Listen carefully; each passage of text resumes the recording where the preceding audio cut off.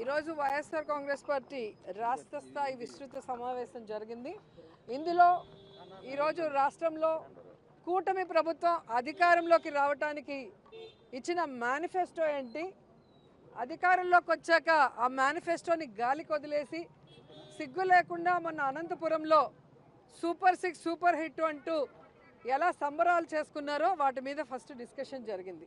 ఎందుకంటే అధికారంలో రావడానికి ముందు పచ్చపత్రిక ఈనాడులో వేసిన యాడ్ మీరు చూస్తుంటారు, ఏమేమి ఇస్తాము అని చెప్పి. సో అదే మేనిఫెస్టో ఉండాలి కదా ఈరోజు అధికారంలోకి వచ్చాక. దాంట్లో ఆడబిడ్డ నిధి కనిపించలేదు. ఒక ఆడపిల్లకి 18 ఏళ్ళు దాటితే 1500 ఇస్తాము, ఎంతమంది ఆడపిల్లలు ఉంటే అంతమందికి అన్నారు. ఒక్కరికి ఇవ్వలేదు కాబట్టి దాన్ని తీసేశారు. అలాగే మీరు చూస్తే నిరుద్యోగ భృతి, ఉద్యోగం ఇస్తాం లేదా నిరుద్యోగ భృతి 3000 ఇస్తామన్నారు, అది కూడా సూపర్ 6లో ఉన్నది తీసేశారు. అలాగే ఎస్సీ ఎస్టీ బీసీ మైనారిటీకి 50 ఏళ్లకే పెన్షన్ ఇస్తాము అని చెప్పారు సూపర్ 6లో.